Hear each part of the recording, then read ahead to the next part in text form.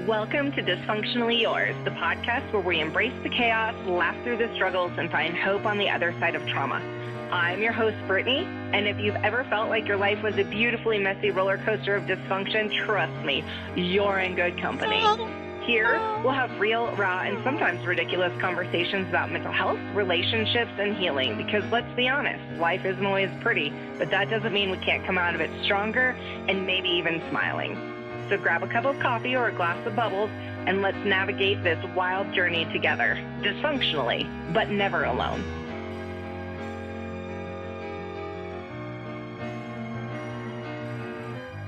Welcome back, friends, to another episode of Dysfunctionally Yours, and I'm Brittany. Merry Christmas. I know Christmas is this week, so whenever you are listening to it, I hope this is finding you having such a blessed time baking cookies or wrapping presents or doing whatever it is. You know, fun fact, I love Christmas wrapping. Like, I love to wrap presents. I don't like buying presents. I don't like anything else about them, but I do love to wrap presents. So I should start a business. Next year, hit me up. I'll wrap your presents. I actually really enjoy it. Okay.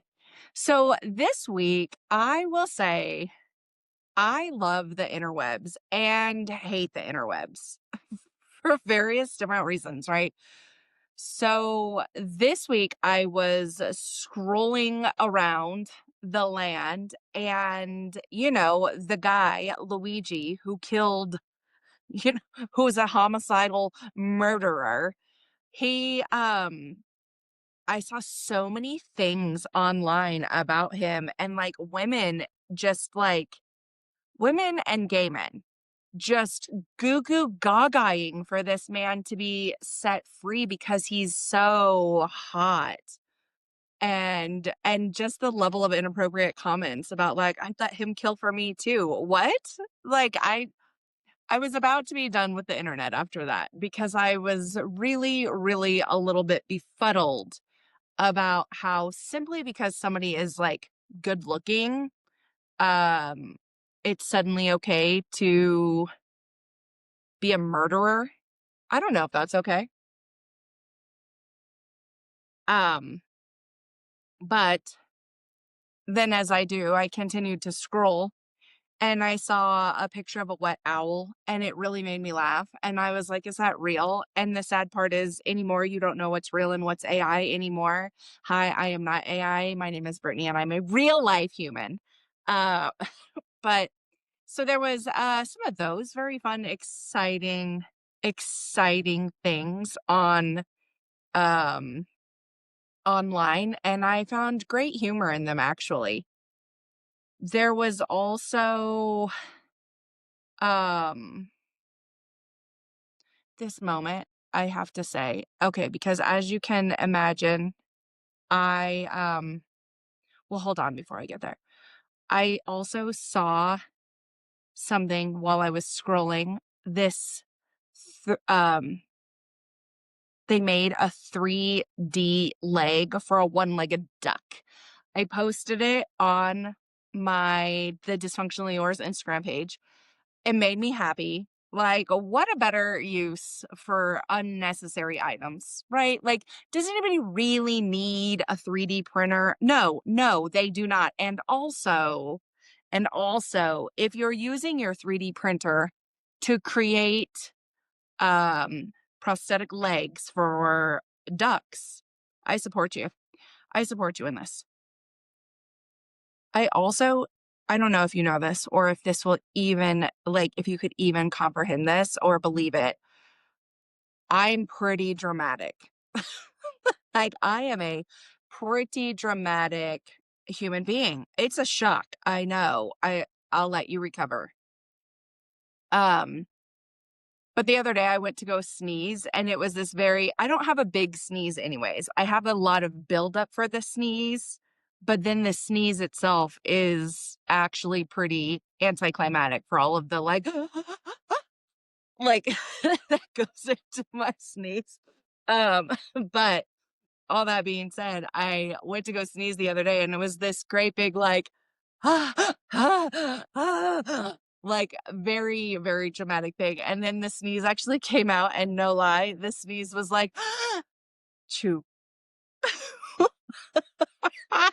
I bust out laughing at myself. I was alone in my living room and I had to laugh out loud at myself because what, what is that? What is that? Who's to say? All right, let's jump into the ache and relief of the week. My oh God, I'm funny. I amuse myself every single day. All right, my ache of the week. The amount of dog poop around my house. And no, it's not my dog poop. I just don't understand why people refuse to clean up after their dog. And there's plenty of like little doggy trash cans and plenty of doggy poop bags all around the lake, all around everywhere. It is definitely a community that supports dogs and also supports you being a responsible pet owner and picking up after them. And so I just truly, truly, truly do not understand why people don't pick up after their dogs. Any hoodles. That is definitely my ache. My relief of the week. What is my relief of the week? This is gonna sound so ridiculous, but as I've said before, my favorite word in all of the land is cunt.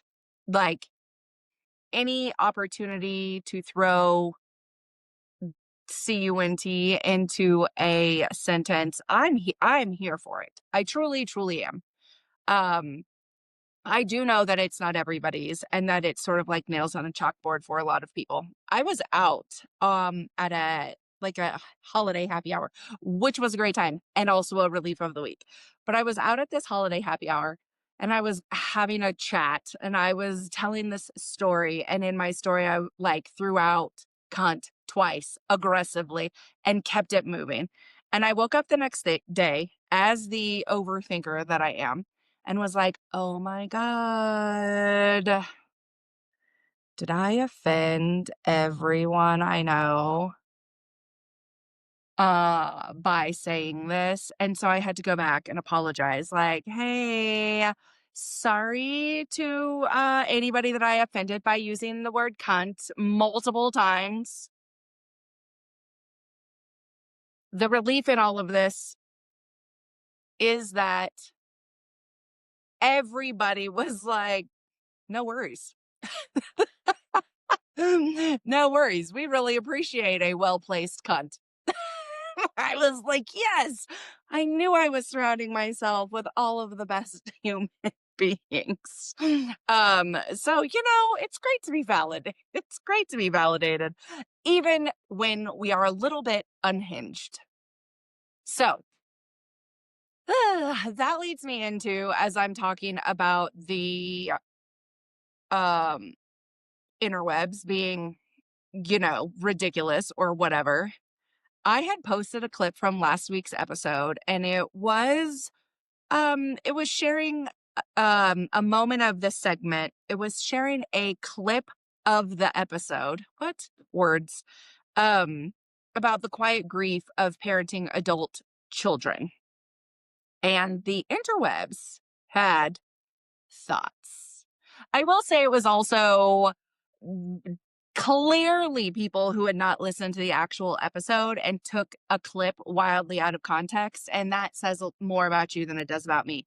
But all that to be said, some of these comments were very supportive and some were a little bit spicy and some were very confident for people who have quite clearly never raised a cactus, let alone a human being or two.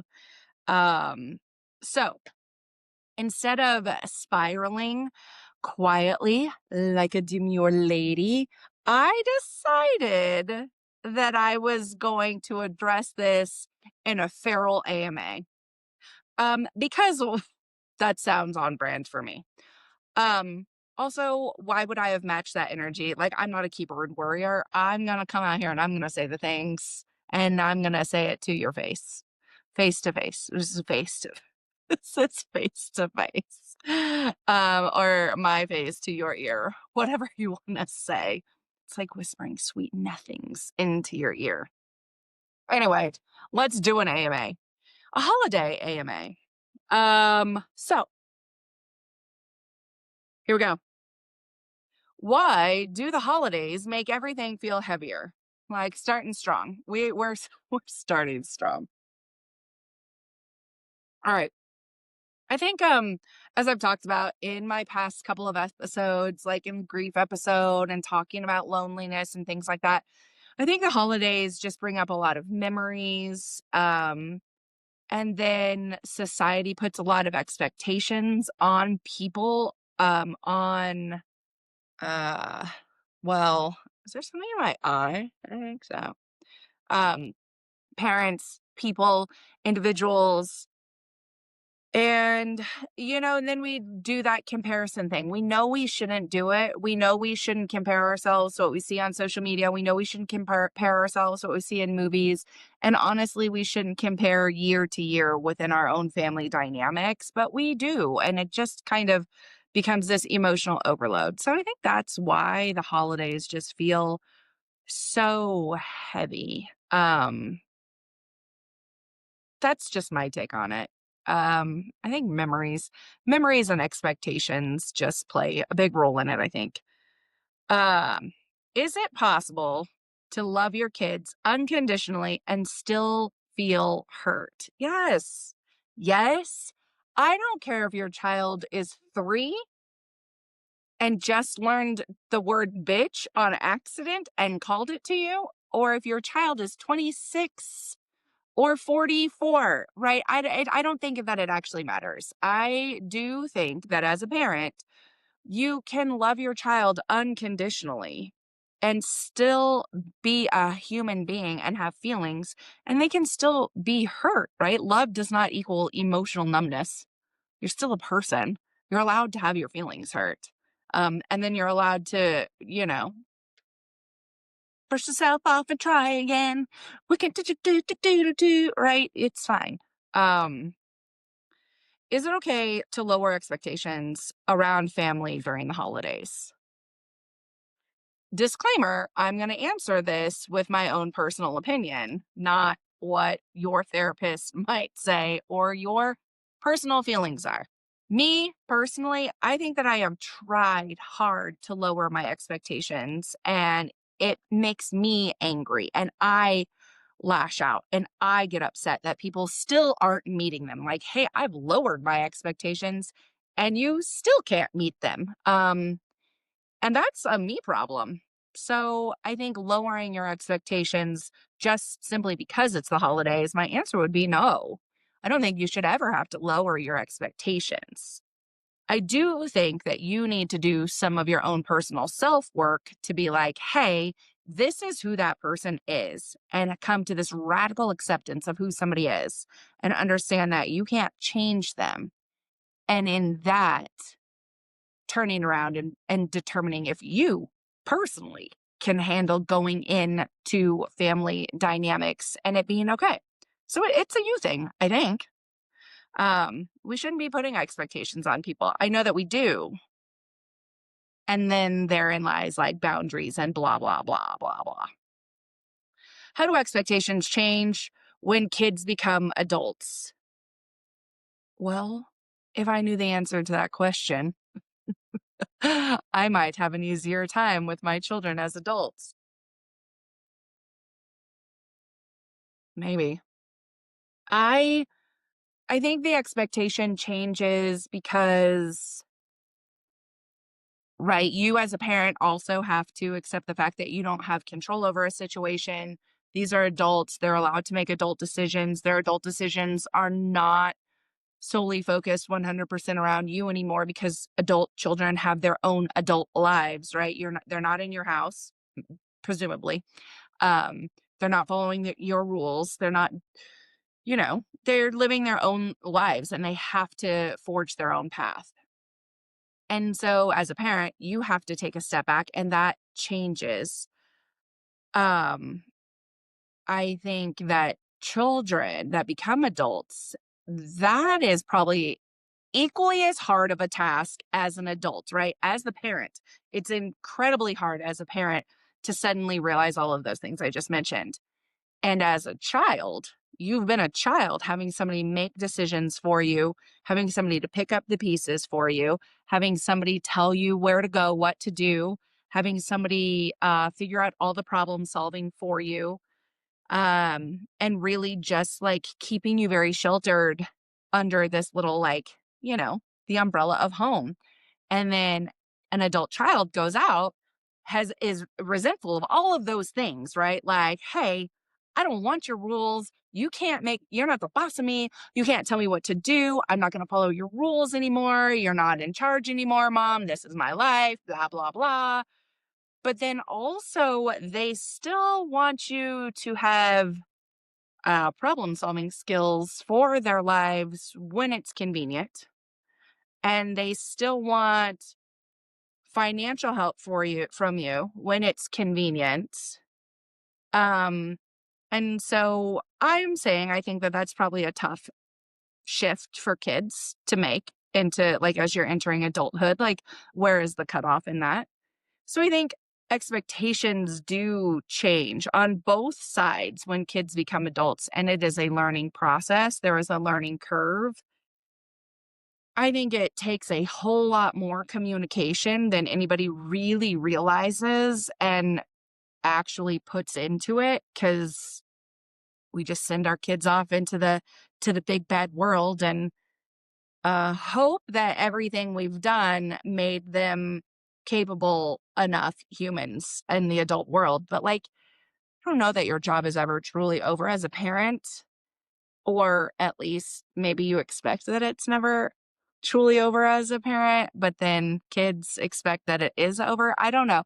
I think that expectation line gets very, very, very blurry. And then as far as some of like the emotional accountability, like if we go back to um talking about how like kids can hurt your feelings, I would never be hurt long term if my 3-year-old who just learned the word bitch called me a bitch. I would be hurt if my adult child called me a bitch, because you know the difference. Like, you're grown, And so I think that expectation shifts. Like, I expect adult children to be accountable for their own actions, their own behaviors, their own statements, the things that they do, the same way I would be. Um, and so I think that does shift whenever you start to really, really start to expect a child to be accountable for themselves. Um, it doesn't happen. How do you cope when Christmas doesn't look the way that it used to? I don't know.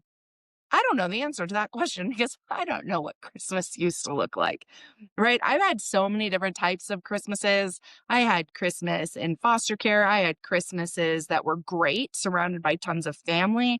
I had Christmases that were, you know, coming off of a night of my parents partying and there's nothing under the tree and it's not wrapped, and having to stay in bed until it was. I've had Christmases alone. I've had beautiful Christmases with my own children and like trying to pull in some of the traditions that my family had. Um, I've had a plethora of good, bad, and indifferent. And so I don't think that I am the one to ask, nor do I think that I know what Christmas used to look like. I think I struggle with the memory of or like not even the memory, but the idea. I struggle with the fairy tale of what I want Christmas to look like, and it's not there. And so my coping skill this year, again, radical acceptance. 2025 has been a year of radical acceptance for me. Why don't more parents talk about this part of adulthood?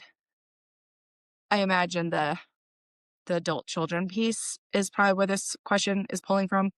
Um, and I think the answer is, for me personally, it's hard to talk about when your own kids are struggling, or when they maybe let you down, or when they're maybe not so nice, or anything like that, because as a parent, you view your children's actions, behaviors, the way they treat people as as a reflection of you as the parent, of what you taught them, about how you raised them and things like that. And so I think there's probably a lot of shame that goes into it, or a fear of being labeled. I would hate for somebody to come in and be like, "Ah, you were a shit mom," when I'm over here being like, "One of the greatest things I ever did was raise my children." That was something I was profoundly good at, all things considered. I was an incredible gold star mom, um, and I would hate for anybody to come in and say any different. That would hurt my feelings. Those are fighting words. We are taking it to the streets. You know what I mean? You know those streets? No, but for real, I think that that's probably what it is. There's just shame in it. And nobody wants anybody else to say negative things about their own children either, right? Like, you don't know my kids. You're not in their lives. You don't know their story. Like, you don't get to say anything about them either. So I think there's a protective piece in there as well. Because as a parent, you always want to protect your kids, even if they're big and grown. What would you say to a parent who feels guilty for feeling this way? I would say same girl, same. Same. I I would say what I would want somebody else to say to me. I would say it's okay. I would say your feelings matter. I would say you're doing the best. I might actually say, like, do you feel like there's anything you could do differently? Because if there is, let's do it. If there's not, let's say that out loud, um, so that you can hear it yourself. Um, but I would say that those are normal feelings, and it's okay to be upset. It's okay to be hurt by your kids. It's okay to be upset.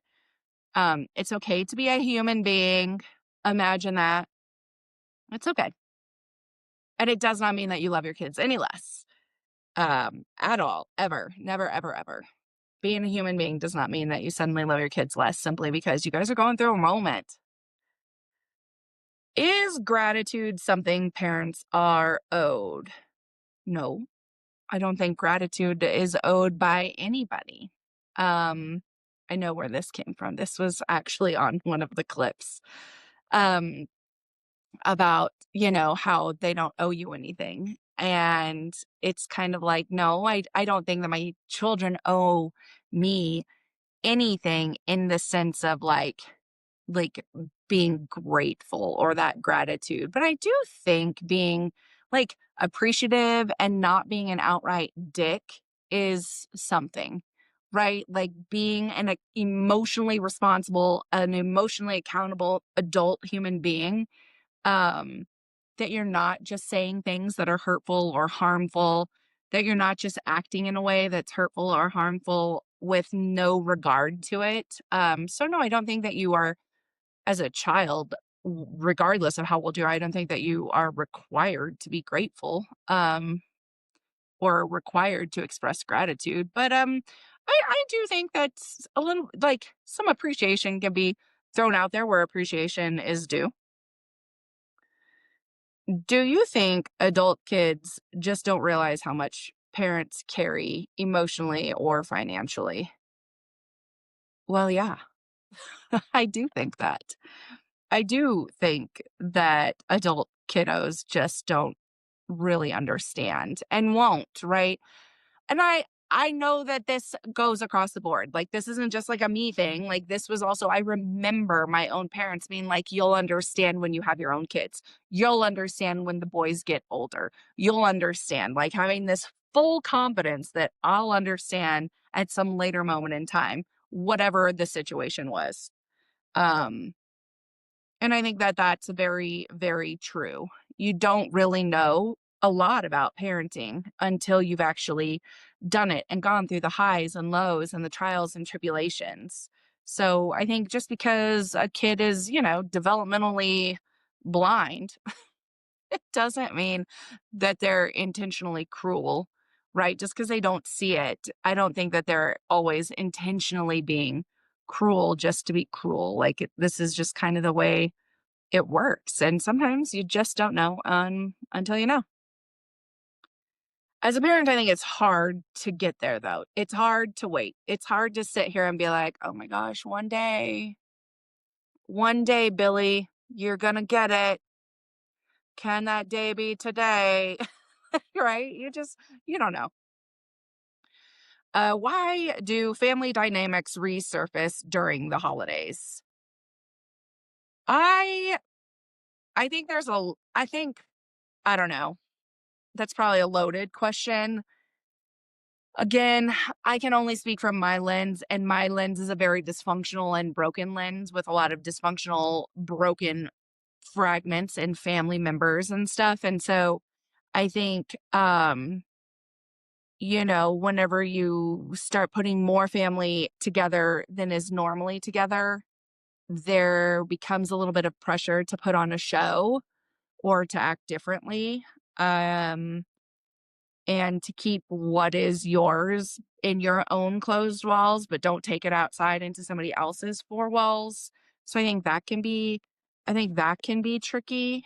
Um, I think the holidays, like whenever there's that much pressure, everything is going to percolate and eventually come to the top, right? And it's going to start to bubble and it's going to start to do what it does. And that can be tricky for families. And you have to remember, like, if you're adding multiple generations together in a household, not like things don't just happen in one, like in a single solitary little bubble, right? Things happen over the span of multiple generations. And so it would be safe to say that if, not that this would happen, but if you were to see my parents, myself, and my children all in one house, there's going to be a lot of generational stuff in there, right? Like me in that situation, trying to navigate how to do better for my own kids. And so I feel this pressure to be better for them. There's always going to be that little Brittany inside of me that is clinging to like wanting my parents to always be better and hoping this is the time and this is the moment that they're going to finally be better. And then when they're not, that disappointment is heavy. And so you're trying to juggle both spaces. I could only imagine, I can only maybe speak for my parents, not that I've ever heard this, but them at some point being like, get over it, Brittany. Like, you're an adult, you have your own kids, you need to get past this. And then being frustrated and upset that maybe I'm not past this, right? So there's generational stuff in there. And then I've talked the past couple episodes about how I believe I've shown up for my own kids on Christmas and how they have come back and been brutally honest and be like, mom, you have not shown up that way. Um, and so they're bringing in their own experiences that are very different than mine or anybody else's. So, like, putting that much in a house is gonna, the dynamics are gonna start to resurface and get a little tricky. We need caution tape. We need to put caution tape on Christmas trees. We need to put caution tape as wrapping bows. Oh no. All right. So I said earlier the internet's favorite line was clearly, like, the internet chimed in, right? And the internet's favorite line on that clip that I posted was that children didn't ask to be born. Fair. Fair. It said, children didn't ask to be born. Why would you expect anything in return? My thought in here, you are correct. I can agree with this premise. Children did not ask to be born.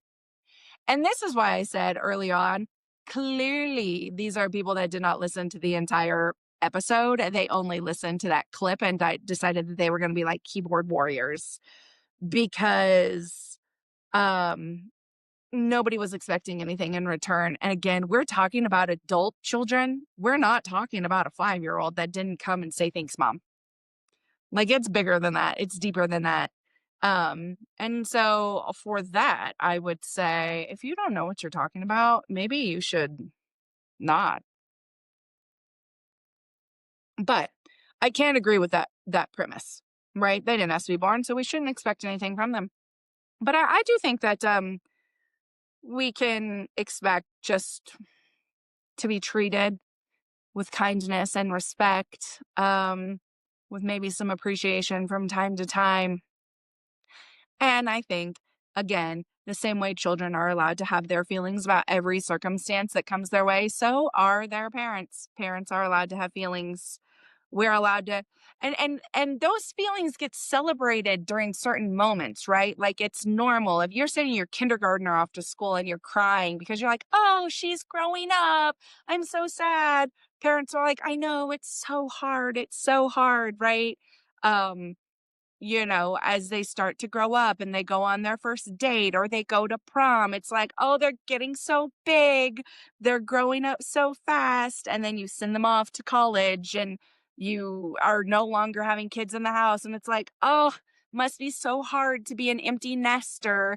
How difficult. Like we celebrate how hard some of those things are whenever kids have these major milestones.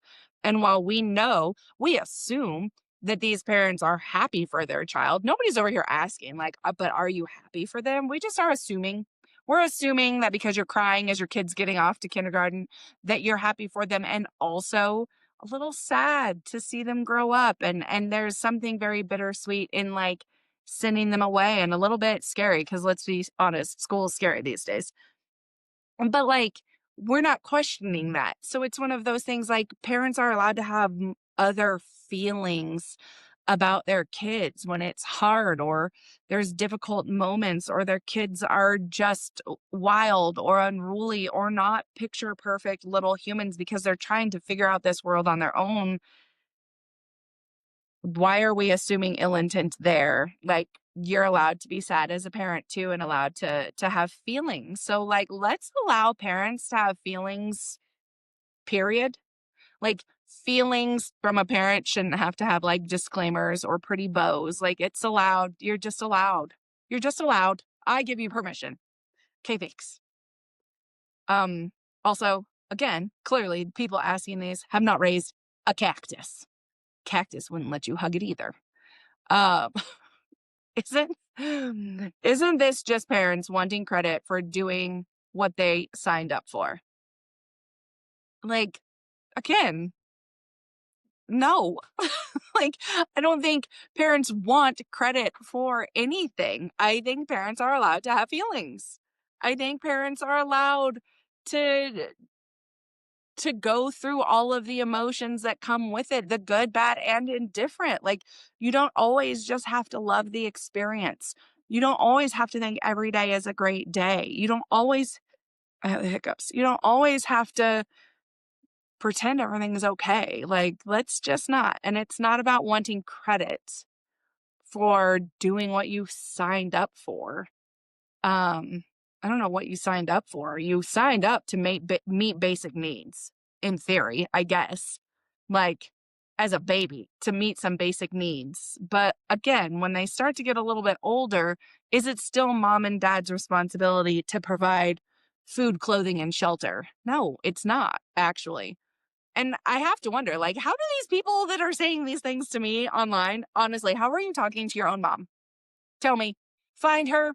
Let's get like Susie Q on the phone and let's ask her how you talk to her. Because like I would be blown away if she was like, oh yeah, like that's normal. No, no, I want to talk to your mom. um, shouldn't parents just be grateful that their kids are alive and healthy? Sure. Sure. I think I am grateful that my children are alive and healthy. And also, I would like to think that my children, after, all of their 100 years or, 25 ish years of being raised, that there's a little bit more to it than just being alive and healthy.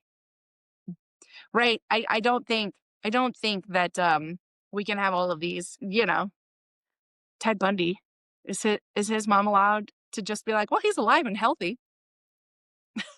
Just a question, right? Very extreme example, but also just a question. Like, is it okay if she was like, well, he's alive and healthy? And so don't ask me any other questions, and I'm not allowed to have any other feelings. Like, come on now. Come on now. These are like people. These people. Isn't talking about this just centering yourself instead of your kids? Maybe it's my podcast and I can talk about what I want. If the holidays are this hard, why not opt out? I think that opting out of holidays is hard for people. I think it can be hard because, like, maybe you have children and you don't want to opt out for their benefit, right? Or maybe it's hard because I don't know, like, I guess like I have a lot of different reasons why the holidays are hard for me, but I don't know that I'm in a place where I want to like opt out 100% because in this world and this journey of continuing to evolve and grow and understand and accept, things are going to continue to show up differently. And so if I only tried once and gave up one time, then I wouldn't have had a lot of other beautiful memories and experiences that I've had. So I don't know that I'm in a place, me personally, to just opt out. Um, but that's a big decision to opt out. Why is there so much pressure to be happy on Christmas? Well, because everybody's smiling. It's the happiest time of year. Social media has told us so. Hallmark told us so. Everybody told us so.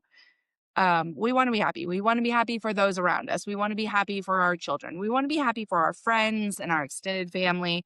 I think we want to be happy. And then, so some of that pressure we're putting on ourselves. I'm sure there's a lot of societal pressure, but we put a lot of pressure on ourselves. And whenever we don't know how to ask for what we need, or maybe we don't know what we need, that's tricky too.